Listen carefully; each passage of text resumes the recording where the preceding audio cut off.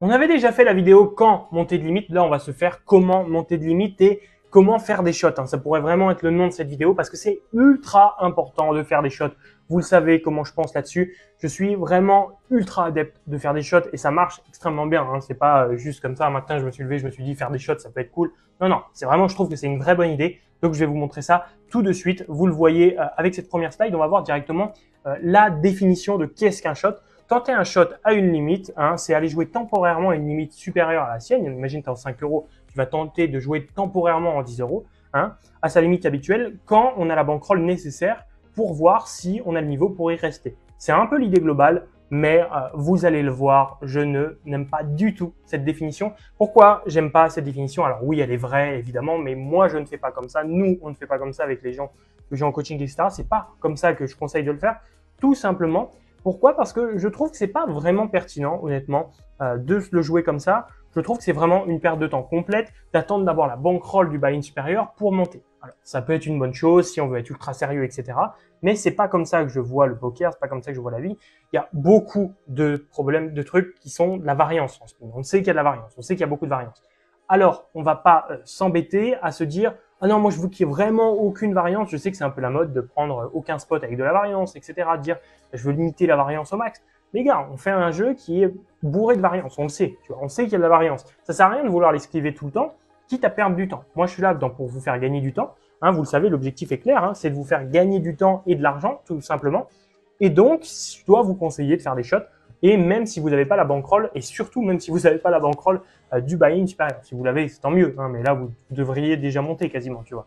Mais du coup, j'ai mis en place, on va dire, la règle Lucky Spin, parce qu'ici, on n'a pas de temps à perdre, surtout en basse limite. Évidemment, si vous voulez passer des 50 aux 100 euros, c'est un autre débat, c'est pas la même chose, parce que là, vraiment, il y aura une variance tellement énorme que faire des shots, c'est moins pertinent. Donc là, c'est différent. Là, honnêtement, mais de toute façon, vous n'êtes pas devant cette vidéo-là. Certainement, si vous jouez en 50 euros, donc c'est pas le débat. Là, vraiment, je parle, on va dire, de des gens qui veulent monter des entre des 20 centimes jusqu'aux 20 euros, tu vois. Celui qui est en 20 euros qui veut passer en 50, c'est déjà plus valable, tu vois. C'est valable jusqu'à être des 10 au 20, la dernière montée de limite possible. C'est vraiment utile de faire des shots. Mais on va voir ça ensemble, du coup, avec la méthode que j'ai mis en place. C'est vraiment une méthode, mais c'est les conditions et comment ça fonctionne, tout simplement. Les 3 conditions, du coup, que je vous présente. Déjà, avoir le CEV suffisant. Il y a la vidéo en description pour savoir quel CEV il faut.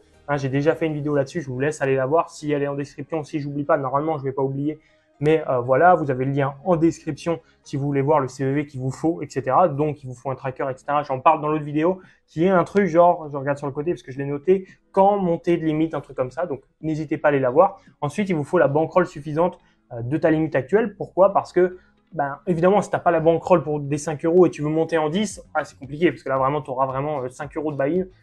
Pardon, pas 5 euros de buy-in, tu auras 5 euros de 5 euros de bankroll, donc ça va être trop compliqué d'aller jouer les 10 euros, tu vois, c'est un peu l'idée, tu vois, si tu as 50 euros, tu vas pas t'amuser à aller jouer les 10 euros, il faut quand même rester sensé, tu vois. Donc il te faut quand même la bankroll suffisante des 5 euros pour monter en 10, tout simplement. Mais il te faut pas la bankroll suffisante des 10 euros pour monter en 10, ça c'est important. Voilà, tout simplement, donc pour ça, il y a aussi une vidéo qui est dans la description, tout gratuite, c'est que des vidéos que j'ai mis sur YouTube, donc ça, c'est que ça te permet de savoir la bankroll qu'il te faut, ça peut être quand même super intéressant, donc je te laisse aller la voir, elle est déjà sortie, normalement, j'oublie pas de la mettre en description. Ensuite, avoir 10 buy-in de la limite supérieure. Je vais te faire un exemple tout de suite parce que je pense que c'est quand même pas le truc le plus explicite possible. Donc, tu vas le voir directement. Tu es en 5 euros, j'ai pris cet exemple tout bête. Tu es en 5 euros et 80 de CEV sur BetClick. Pourquoi je précise ça? Elle va voir la vidéo encore une fois où j'en parle de la bankroll, etc. C'est la vidéo où je parle de combien de buy-in il te faut, etc. Voilà, tout simplement, mais tu vas voir qu'il faut un cas précis comme ça. Et donc, du coup, il te faut 640 euros de bankroll, c'est juste le cas, etc. On va faire comme si vous aviez compris ça. Il vous faut 640 euros de bankroll avec 80 CEV sur BetClick en 5 euros. Et il te faut 10 buy-in de 10 euros de ta limite supérieure. Donc, il te faut 740 euros. Dès que tu as 740 euros avec 80 CEV sur BetClick en 5 euros, tu peux monter de limite directement, tout simplement. Et donc, ça sera le moment de tenter ton shot, comme on dit. Donc, après, qu'est-ce que tu fais avec tes 10 buy-in pour le shot? Tu joues jusqu'à les perdre ou à vie, tout simplement. Parce que si tu réussis à monter, tu l'as réussi. Sinon, c'est jusqu'à les perdre les 10. C'est pas j'en joue 4, oh, je les ai perdus, j'arrête. Non, non. Les 100 euros que tu consacres pour ton shot, donc tes 10 fois 10 euros, ou si par exemple tu tentes un shot en 2 euros, tes 10 fois 2 euros, donc tes 20 euros, ils sont 100% consacrés et tu es prêt à les perdre. Tu sais qu'il y a des grandes chances que tu les perdes d'ailleurs, c'est pas grave. Le but, c'est de monter de limite et de te faire gagner beaucoup plus par la suite. C'est pas ces 100 euros là qui ont un impact. Je sais que beaucoup de personnes les retirent, etc., aiment bien faire des retraits constants.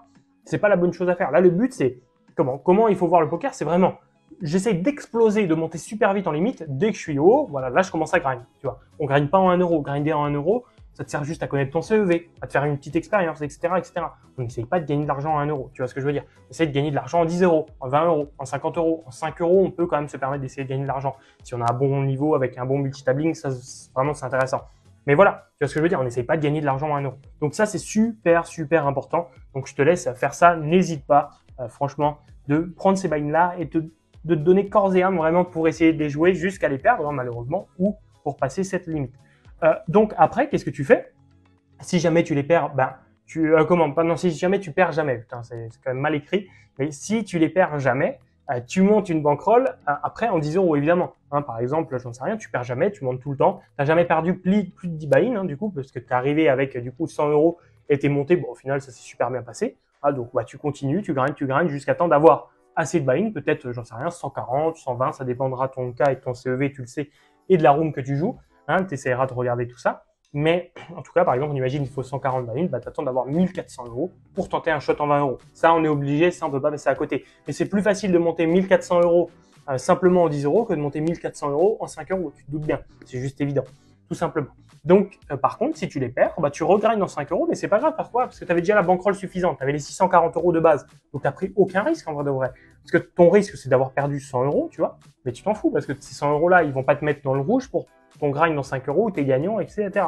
Donc voilà. Et donc après, dès que tu regrindes 100 euros, dès que tu passes donc encore une fois 740, tu retentes un shot, etc., etc. Ça finira par passer. La plupart du temps, ça finit par passer.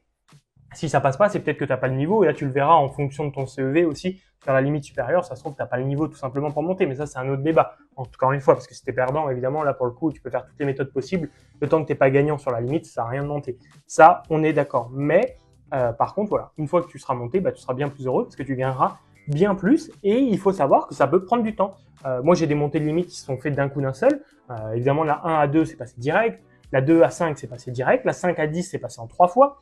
La 10 à la 20, c'est passé en 6 fois. Tu te rends compte? 6 fois ou 5 fois, je sais plus. À chaque fois, je dis 5 ou 6, je change tout le temps les chiffres parce que je sais pas.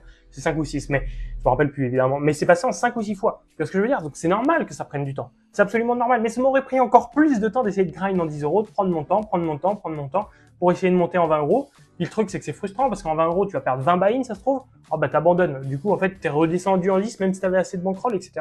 Bref, c'est un cercle infini. Donc évidemment, je te conseille de pas faire comme ça.